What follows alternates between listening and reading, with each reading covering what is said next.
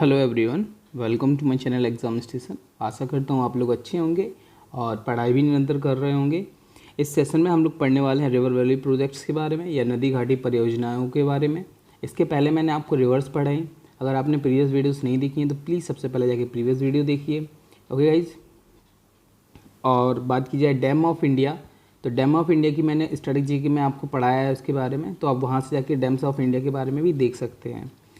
Okay guys, तो इस session को शुरू करने से पहले मैं आपसे रिक्वेस्ट करना चाहता हूँ कि अगर आपने मेरे चैनल को सब्सक्राइब नहीं किया है तो प्लीज़ सबसे पहले जाके आप सब्सक्राइब करिए चैनल को। वीडियो को लाइक करना बिल्कुल मत भूलना। ओके, देखिए रिवर वैली प्रोजेक्ट की अगर बात की जाए तो आपको पता होगा कि इनको अपन लोग मल्टीपर्पज़ प्रोजेक्ट के नाम से जानते हैं या बहुउद्देशीय परियोजनाओं के नाम से जानते हैं। देखिए इनको हम लोग जानते हैं क्या, बहुउद्देशीय परियोजनाएं।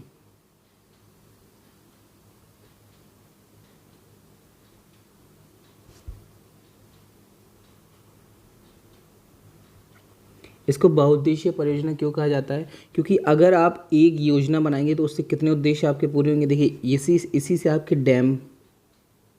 डैम से आपके कैनाल, और इसी से ही आपकी हाइड्रो इलेक्ट्रिसिटी प्रोडक्शन, प्लस इसी से आपका इरिगेशन होता है।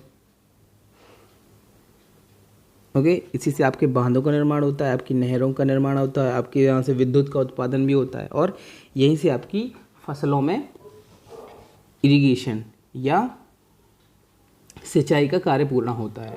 अब बात की जाए ये परियोजनाएं स्टार्ट कहाँ से हुई, तो देखिए अगर वर्ल्ड लेवल पे देखा जाएगा अगर बात की जाए वर्ल्ड लेवल पे, तो वर्ल्ड में स्टार्ट हुई थी सबसे पहले आप पाएंगे कहाँ पर, यूएसए में। यूएसए में कौन से नाम से स्टार्ट हुई थी, तो आप पाएंगे टेनेसी परियोजना के नाम से विश्व में बहुउद्देशीय परियोजनाओं का शुभारंभ किया गया था। ओके, अब बात करते हैं भारत के परिप्रेक्ष्य में। तो भारत की अगर बात की जाए या इंडिया की बात की जाए तो आप पाएंगे 1948 का टाइम था। उस टाइम पे पंडित जवाहरलाल नेहरू जी ने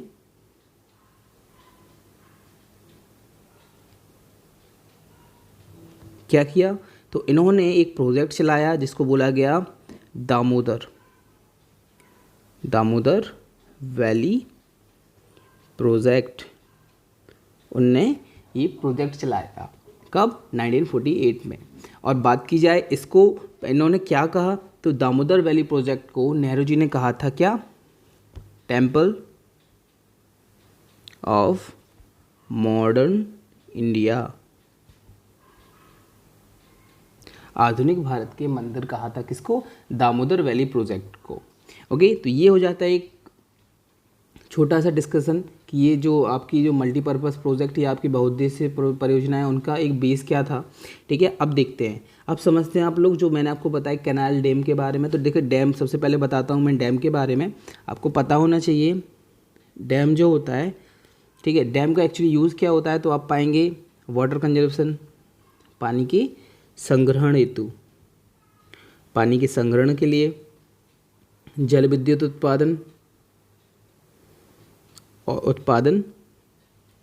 इसके साथ साथ आप देखेंगे नहरों का निर्माण इसी से हो जाता है, इसी से आपका सिंचाई होती है, इसी में आपका मत्स्य पालन होता है।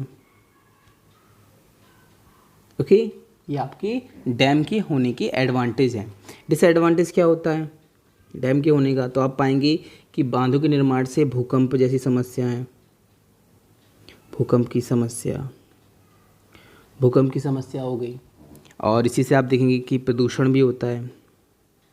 चूँकि बांधों का निर्माण होता है तो आप देखेंगे अगर किसी जगह पर बांध का निर्माण किया जाता है तो वहाँ पर वनों की कटाई भी बहुत होती है, वनों की कटाई। तो आप पाएंगे यहाँ से पॉल्यूशन होता है, भूकंप की समस्या होती है। ठीक है, अब बात की जाए भूकंप की, तो आपको एक चीज़ पता होना चाहिए कि बांध जो है, अगर किसी जगह पर बांध है आपको बना हुआ है तो उसके कितने 50 किलोमीटर के एरिया में संभावना रहती है कि वहाँ पर आपका भूकंप आए। अगर क्वेश्चन पूछा जाए कि बांध के आसपास के कितने क्षेत्र में भूकंप आने की संभावना होती है, तो गाइस आप बताएंगे 50 किलोमीटर के एरिया में। ओके, अब देखते हैं बांध के प्रकार। ठीक है, तो बांध जो हैं, बांध आपके कितने प्रकार के होते हैं, तो आप पाएंगे बांध जो सर आपके होते हैं 3 प्रकार के होते हैं, ठीक है। मेनली तो 7 प्रकार के होते हैं, बट इंडिया की अगर बात की जाए तो यहाँ पर नॉर्मली 3 टाइप के बांध बने हुए हैं, ठीक है। पहला जो है तो आप पाएंगे ग्रेविटी डैम या गुरुत्वीय बांध, ये आपका बना हुआ है। अब बोला जाए आपसे कि इसका निर्माण किससे होता है, तो इसका जो प्रोडक्शन होता है या फिर इसका जो कंस्ट्रक्शन होता है, तो कंस्ट्रक्शन इसका होता है किससे, कंक्रीट से होता है। इसका कंस्ट्रक्शन जो होता है कंक्रीट से होता है। और आप जानते हैं अगर कंक्रीट से इसका कंस्ट्रक्शन हो रहा है तो ये काफ़ी मजबूत होता है, मजबूत व स्थायी होता है आपका। अब देखिए अगर वो कंक्रीट से इसका निर्माण हो रहा है तो आप खुद बताइए, अगर किसी चीज़ का निर्माण कंक्रीट से हुआ तो उसकी जो प्रोडक्शन कॉस्ट होगी या उसकी जो निर्माण लागत होगी वो कितनी होगी, काफ़ी अधिक। तो इसकी जो लागत होती है वो काफ़ी अधिक होती है, किसकी, ग्रेविटी डैम की। इसलिए ये किन नदियों में बनाए जाते हैं, जहाँ पर काफ़ी ज़्यादा ज़रूरत हो या जो बहुत बड़ी नदी हो। ये सभी नदियों पर ग्रेविटी डैम्स नहीं बनाए जाते हैं, ओके। जो बहुत ही इंपॉर्टेंट नदियां हैं उन पर आपके ग्रेविटी डैम बनाए जाते हैं। फॉर एग्जांपल देखा जाए तो आप पाएंगे कोयना डैम, कौन सा, कोयना डैम हो गया आपका। आप पाएंगे भाखरा नागल हो गया, आप पाएंगे हीराकुंड हो गया, हीराकुंड डैम, ओके। हीराकुंड एक ही चीज़ है, हीराकुंड डैम हो गया आपका, ठीक है। अब देखिए ये हो गया आपका ग्रेविटी डैम के बारे में। जो सेकेंड टाइप है आपका गाइज, तो आप पाएंगे जो दूसरा होता है वो होता है आपका आर्क डैम या चापाकार बांध। एक्चुअली इसका जो शेप होता है वो शेप कुछ ऐसे होता है। अगर ऊपर से एरियल व्यू देखोगे तो ये कुछ ऐसे होता है, ऐसे। इस साइड क्या होता है, इस साइड आपका पानी भरा रहता है, इस साइड आपके गेट होते हैं, ठीक है। तो चापाकार बांध का जो निर्माण होता है किससे होता है, तो आप पाएंगे स्टोन्स, पत्थर प्लस लोहा या आयरन। तो स्टोन्स प्लस आयरन से स्टील से इसका आपका आपका निर्माण होता है किसका, आर्क डैम का। अगर बात की जाए किसका आकार, तो मैंने बताया चापाकार, तो ये चापाकार रूप में है, इसका आकार चापाकार होता है। और अगर बात की जाए इसके एग्जाम्पल की तो इडुक्की डैम, आपने सुना होगा नाम, इडुक्की डैम इंडिया का इकलौता आर्क डैम है, ओके। तो ये हो जाता है आपके आर्क डैम के बारे में, ठीक है। थर्ड वन जो लास्ट आपका टाइप वो कौन सा होता है, जो तीसरा टाइप होता है वो होता है आपका रॉक फिल्टर डैम।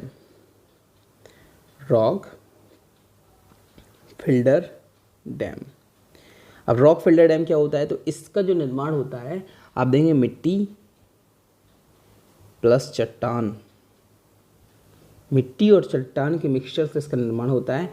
और इसका जो मेन उदाहरण है वो कौन सा है, टिहरी डैम इसका एकमात्र उदाहरण है रॉक फिल्टर डैम का, ओके गाइज। अब देखो मैंने आपको डैम के टाइप भी बता दिए, ठीक है। अब आपको यहाँ पर मैंने आपको डैम बता दिया, अब समझिए आप बैराज क्या होता है। बैराज आपने सुना होगा, हर के बैराज हो गया आपका, ठीक है, और कोटा बैराज हो गया, कई आपके ऐसे बैराज हैं। बैराज एक्चुअली होते क्या हैं, तो बैराज भी समझ लेते हैं। देखिए बात कीजिए बैराज की या बैराज, तो बैराज आपके क्या होते हैं, इनका निर्माण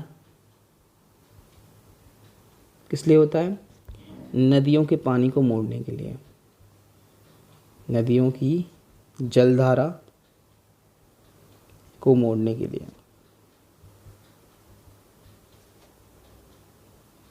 किसका निर्माण होता है, बैराज का निर्माण। अगर बात की जाए उदाहरण इसका, तो आप देखेंगे हरिके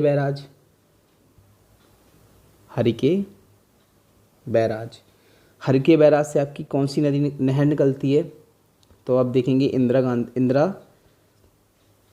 नहर,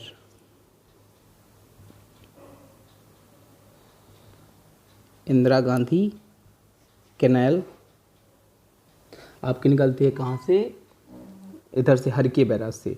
तो इनका जो बैराज का जो मुख्य कार्य होता है, आप देखेंगे नदियों की जलधारा को मोड़ना होता है, प्लस ये आपकी कैनाल का निर्माण भी करते हैं। जो आपकी नहरें हैं, नहरों का भी निर्माण किया जाता है। एक्चुअली बैराज क्या होता है मैं आपको बता दूं, ये देखिए जैसे अगर ये मुख्य नदी आपकी जा रही है, ठीक है, और मुख्य नदी आपकी जा रही है तो यहाँ पर एक ऐसे गेट लगा दिया जाएगा और एक ऐसे, तो ये आपके बैराज बन जाएंगे और इससे एक नदी आपकी ये हो रही है, ठीक है। तो यहाँ का ये ओपन कर दिया जाएगा, तो ये जो इस वाले को बंद कर देंगे, ये वाला आपका ओपन कर देंगे, तो ये जलधारा है तो ये ऐसे जाने लगेगी। तो नदियों की जलधारा को मोड़ने के लिए ही बैरेज का निर्माण किया जाता है गाइस। तो ये आपको बैरेज समझा दिया मैंने, ठीक है। अब आपको क्या समझना है गाइस, अब आपको समझना है कि एक्चुअली में रिवर पर कितने प्रोजेक्ट्स बनाए गए हैं, इंपॉर्टेंट मैं बताने वाला हूँ आपको। देखिए फर्स्ट साइड जो आपको देखना है, फर्स्ट चीज़ वो है आपको कि गंगा नदी पर आपके कौन कौन से प्रोजेक्ट बनाए गए हैं। तो प्रोजेक्ट ऑन गंगा, ठीक है, प्रोजेक्ट ऑन गंगा की बात की जाए तो पहला आपका प्रोजेक्ट होता है कौन सा, टेहरी प्रोजेक्ट,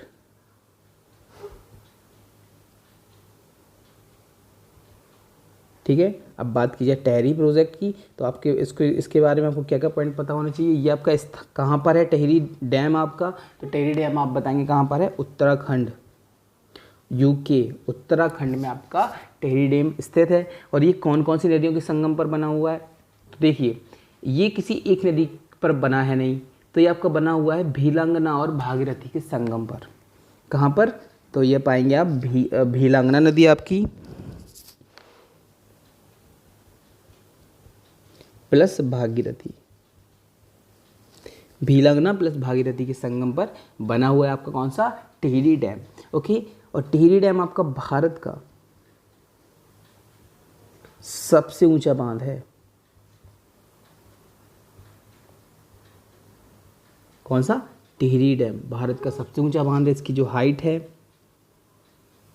वो 260.5 मीटर है, ठीक है। अब इसकी देखें लोड कैपेसिटी कितनी है, मतलब इससे कितनी विद्युत उत्पादन की जाती है। तो इसकी कैपेसिटी जो है वो अभी करंट में कर रही है 1000 मेगावाट, पर इसकी प्लांट कैपेसिटी कितनी है कि ये कितनी अधिकतम विद्युत उत्पादन कर सकता है। तो इसकी जो प्लांट कैपेसिटी है, प्लांट कैपेसिटी जो है इसकी वो है 2400 मेगावाट, ठीक है। अब देखेंगे इससे जो टिहरी प्रोजेक्ट है इससे कौन कौन से राज्य आपके लाभान्वित होते हैं। तो आप पाएंगे उत्तराखंड, हिमाचल प्रदेश, पंजाब, राजस्थान, इतने राज्य आपके टिहरी प्रोजेक्ट से लाभान्वित होते हैं, ओके। ये हो गया आपका टिहरी प्रोजेक्ट, ठीक है। अब इसी के साथ साथ आप समझ लीजिए जो दूसरा है वो आपका कौन सा है, तो आप देखेंगे रिहंद, आपने सुना होगा उत्तर प्रदेश में है आपका रिहंद, ओके। तो जो दूसरा आपका है रिहंद, रिहंद प्रोजेक्ट या रिहंद डैम। रिहंद की बात की जाए तो मैंने आपको बताया ये कहाँ पर है, ये आपका सोनभद्र यूपी, सोनभद्र उत्तर प्रदेश में स्थित है आपका रिहंद डैम। ये कौन सी नदी पर बना है, तो आप पाएंगे रिहंद नदी पर आपका बना हुआ है, रिहंद नदी पर आपका रिहंद प्रोजेक्ट या रिहंद डैम आपका बना हुआ है।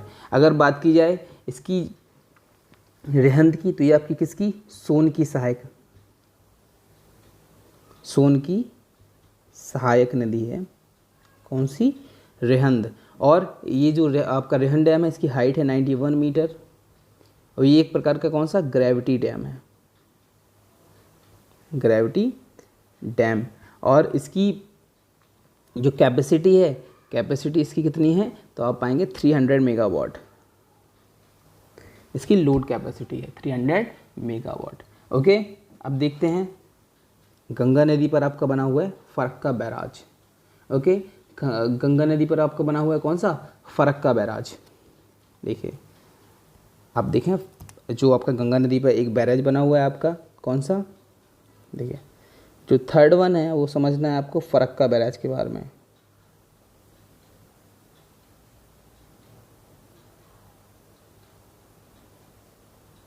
देखिए फरक्का बैराज जो है आपका गाइज वो आपका बना हुआ है गंगा नदी पे, गंगा नदी पे। तो आपने सुना होगा गंगा की एक धारा जाती है कहाँ पर, हुगली में, और एक आपकी जाती है बांग्लादेश में। तो ये जो आपने सुना होगा पश्चिम बंगाल, क्योंकि ये पश्चिम बंगाल में मुड़ जाती है के पास, आपने पढ़ा होगा कि ये आपकी एक धारा हुगली नदी में परिवर्तित हो जाती है। तो ये बनाया गया है कहाँ पर, मुर्शिदाबाद एक जगह है, कौन सी, मुर्शिदाबाद, कहाँ पर, वेस्ट बंगाल में। मुर्शिदाबाद वेस्ट बंगाल में ये बनाया गया है आपका। किस किस किस नदी पर बनाया गया है, तो मैंने आपको बताया गंगा पर है, ये आपका गंगा नदी पर है। और इसका वर्क क्या है, ये क्यों बनाया गया, तो इसके बनाने के पीछे कारण था जो गंगा के पानी को कहाँ पर ट्रांसफ़र करना, हुगली में स्थानांतरित करने के लिए। ओके, गंगा के पानी को हुगली में डालने के लिए आपकी फरक्का बैरेज का आपका निर्माण किया गया। इसकी ये वर्किंग कब हो गया था स्टार्ट, तो आप देखेंगे 1972 में ये इसने अपना कार्य करना शुरू कर दिया था। मैंने आपको बैरेज बताया, देखिए जैसे इसको और समझा देता हूँ मैं। चूँकि अगर बात की जाए बैरेज की, तो देखिए ये जो गंगा की जा रही है मुख्य धारा, ठीक है, एक धारा आपकी यहाँ चली गई और ये एक धारा आपकी हुगली में आ गई, यहाँ पर बैरेज बना दिया गया। तो इसको ओपन किया जाता है, इसको बंद कर दिया जाता है, तो ये गंगाएँ इधर आने लगती है। एक्चुअली ये क्यों बनाया गया, तो इसके पीछे रीज़न था कि यहाँ पर गाद, आप जानते हैं सिल्ट, गाद बहुत अधिक मात्रा में जमा होती है, कहाँ पर, हुगली नदी में। तो आप देखेंगे अगर अधिक मात्रा में अगर गाद जमा होगी आपकी, तो यहाँ पर जो आपका परिवहन होता है, जो आपके जहाज वगैरह जो आपके ट्रांसपोर्टेशन का काम करते हैं, तो उस गाद में वर्क नहीं कर पाते हैं बहुत तेज़ी से। तो आप क्या करते हैं, जब आप पानी की जब आप फ्लो बढ़ा देंगे, तो इससे क्या होता है, वो गाद जो होती है वो बह जाती है या वो हट जाती है। उससे क्या होता है कि ट्रांसपोर्टेशन में काफ़ी हेल्प होती है। दैट्स वाई कि वहाँ पर फरक्का बैरेज आपका बनाया गया। ओके, ये चीज़ हो गई। आप समझते हैं आप कि जो आपके चंबल नदी पर बने हुए हैं कुछ, तो चंबल नदी के बारे में भी समझ लेते हैं कौन कौन से डैम आपके चंबल नदी पर बनाए गए हैं। तो अब इसमें क्या समझेंगे अपन लोग कि प्रोजेक्ट ऑन चंबल। देखिए मैंने आपको चंबल के बारे में बताया था, मैं आपको फिर से दोहरा देता हूँ कि चंबल का जो उद्गम होता है, आपको मैंने बताया इंदौर के पास ही में एक पहाड़ी है, कौन सी, जनापाऊ पहाड़ी। जनापाऊ पहाड़ी से आपका उद्गम होता है चंबल नदी का। और ये आपकी बहती कहाँ कहाँ है, तो आप पाएंगे आपकी मध्य प्रदेश, राजस्थान और उत्तर प्रदेश में भी आपकी चंबल नदी बहती है। मैंने आपको बताया इटावा के पास चंबल जाके मिल जाती है यमुना में। तो चंबल नदी आपकी 3 जगह पर बह रही है। चंबल नदी की और क्या खासियत है, तो ये जो है ये आपका गली इरोजन, मतलब जो आपका अवनालिका अपर्दन है ना, उसके लिए फेमस है। जहाँ से भी ये निकलती है वहाँ पर अवनालिका अपर्दन करती है। और दूसरी चीज़ ये किस लिए फेमस है, तो ये बीहड़ों का निर्माण करने के लिए फेमस है। ये आपका बेडलैंड, जो आपका बीहड़ होता है, बेडलैंड बनाने के लिए भी फेमस है। कौन सी, चंबल नदी। ओके, ये पॉइंट हो जाते हैं चंबल नदी के बारे में। और इसी को रिड्यूस करने के लिए कि सॉइल इरोजन हो रहा है, आपका बेडलैंड का निर्माण हो रहा है, तो इस जो आपकी ये प्रॉब्लम्स हो रही हैं, इसको रिड्यूस करने के लिए चंबल पर बनाए गए डैम। तो एमपी में बनाया गया आपका कौन सा, एमपी में बनाया गया आपका गांधी सागर प्रोजेक्ट। और यूपी आपका राजस्थान में कौन बनाया गया, तो राजस्थान में आपका बनाया गया राणा प्रताप सागर। राणा प्रताप सागर आपका बनाया गया राजस्थान में। ओके, तो ये 2 प्रोजेक्ट हैं जो चंबल नदी पर बने हुए हैं। और इसके बारे में और क्या होता है, तो चंबल नदी के बारे में मैंने आपको बताया, कोटा जो है इसी नदी किनारे, कौन सी, चंबल नदी के, कोटा इसी नदी के किनारे है आपका। ठीक है, अब देखिए नेक्स्ट देखते हैं प्रोजेक्ट ऑन नर्मदा रिवर। ठीक है, प्रोजेक्ट ऑन नर्मदा रिवर, मतलब नर्मदा नदी पर स्थित जितनी भी आपकी नदी घाटी परियोजनाएं हैं वो देख लेते हैं। देखिए 19 बात की जाए नर्मदा नदी की, तो जो नर्मदा नदी है 1961 में क्या हुआ कि यहाँ पर बाढ़ की समस्या आई। बाढ़ की समस्या कहाँ पर आई, तो आप पाएंगे मध्य प्रदेश और गुजरात। मध्य प्रदेश और गुजरात, क्योंकि ये जो नदी है कहाँ सर, मध्य प्रदेश, गुजरात, और यहीं पर आपका मध्य प्रदेश प्लस गुजरात प्लस महाराष्ट्र, ये आपका 3 जगह बहती है। कौन सी नदी, नर्मदा नदी। मैंने आपको बताया अमरकंटक हिल से इसका उद्गम होता है नर्मदा का, मध्य प्रदेश की। ओके, तो मध्य प्रदेश और गुजरात में किसकी बाढ़ की समस्या आई, और इसी समस्या को रोकने के लिए Sardar Sarovar dam,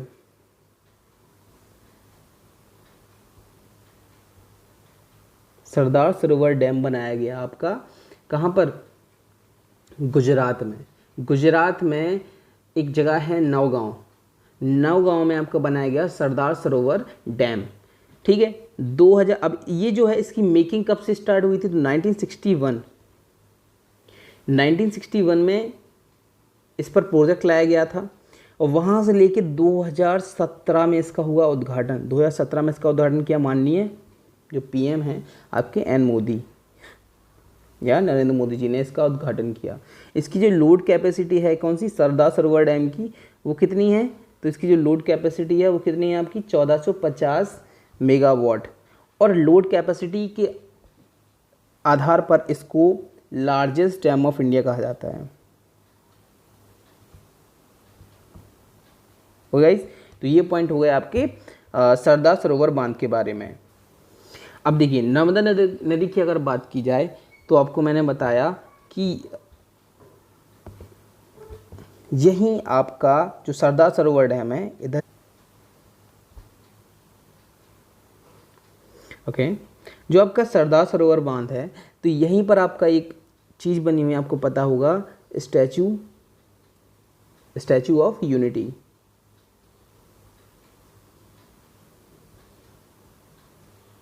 iron man of India आप जानते होंगे सरदार वल्लभ भाई पटेल, उनकी स्टैचू बनाया गया उनका, जिसकी हाइट मैंने आपको बताया 182 मीटर है, और ये इसके जो आपके आर्किटेक्ट थे वो कौन से हैं, रामबी सुतार। ओके, मैंने आपको बताया नर्मदा नदी के किनारे है। ठीक है, ये आपका पूरा बना हुआ है किससे, तांबे से, ओके सॉरी पीतल का बना हुआ है।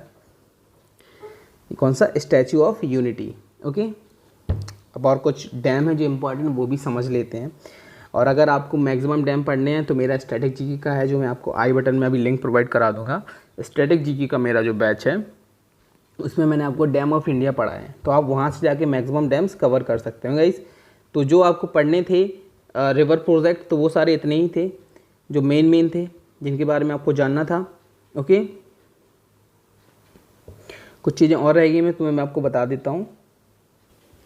देखिए मैंने आपको कहाँ तक बता दिया, आपके मैंने नर्मदा रिवर पर। अगर और चीज़ें देखनी हो आपको, जैसे अगर बात की नर्मदा रिवर की, तो यहीं पर आपकी इस पर और कौन कौन से डैम बने हुए हैं तो वो भी मैं आपको बता देता हूँ। जैसे नर्मदा पर आपका बरगी डैम भी बना हुआ है। कौन सा, नर्मदा पर आपका बना हुआ है बरगी डैम, और आपका बना हुआ है कौन सा, आप पाएंगे उकाई प्रोजेक्ट या उकाई डैम आपको बना हुआ है नर्मदा की जो हेल्पिंग रिवर है ताप्ती पर। ओके, तो ये सारे प्रोजेक्ट्स हो जाते हैं नर्मदा रिवर के। अभी मैं आपको कुछ और प्रोजेक्ट्स बता देता हूँ। जैसे आपका हो जाता है कृष्णा नदी पर, आप देख रहे होंगे कृष्णा नदी पर आपके कई बांध बने हुए हैं। तो अगर बात की जाए कृष्णा नदी के बारे में, कृष्णा के बारे में, तो कृष्णा पर आपके बने हुए आप पाएंगे तुंगभद्रा प्रोजेक्ट। कौन सा, तुंगभद्रा प्रोजेक्ट आपका बना हुआ है, जो कि आपका आंध्र प्रदेश प्लस कर्नाटका में है, प्लस कर्नाटका को लाभ पहुंचाता है। ओके, कौन सा, तुंगभद्रा प्रोजेक्ट। इसके साथ आप देखेंगे नागार्जुन सागर। कौन सा, नागार्जुन सागर, ये आपका बना हुआ है कौन सा, कृष्णा नदी पे। इसके साथ आप देखेंगे कोयना डैम, मैंने आपको पता है ग्रेविटी डैम होता है, ये ग्रेविटी टाइप का आपका डैम है। कौन सा, कोयना डैम, जो आपका कहाँ पर, महाराष्ट्र में है। ठीक है, आप पाएंगे कौन सा जो है आपका, तो आप पाएंगे अलमट्टी डैम। अलमट्टी डैम आपका जो कि कहाँ पर, कर्नाटका में है आपका। ठीक है, और अलमट्टी डैम को ही जाना जाता है किससे, लाल बहादुर शास्त्री डैम के नाम से, लाल बहादुर शास्त्री, लाल बहादुर शास्त्री जी के नाम से जाना जाता है आपके अलमट्टी डैम को। ओके गाइस, तो ये जो सारे प्रोजेक्ट मैंने आपको बताए वो आपकी कौन सी नदी पर हैं, तो आप देखेंगे वो सारे आपकी कृष्णा नदी पर हैं। ठीक है, अब देख लेते हैं सतलुज पर। तो सतलुज पर जो बहुत इंपॉर्टेंट है आपका, अब कौन सा है, सतलुज की अगर बात की जाए तो इस पर आपका बना हुआ है भाखरा नागल। और भाखरा नागल की अगर बात की जाए तो ये आपका Punjab plus Himachal Pradesh, Punjab plus Himachal Pradesh border पर आपका बना हुआ है कौन सा, भाखरा नागल डैम। इसकी जो हाइट है वो है आपकी 226 मीटर। और इसी के साथ साथ ये आपका हाईएस्ट ग्रेविटी डैम, भारत का सबसे ऊंचा गुरुत्वीय बांध है कौन सा, भाखरा नागल, भारत का सबसे ऊंचा गुरुत्वीय बांध।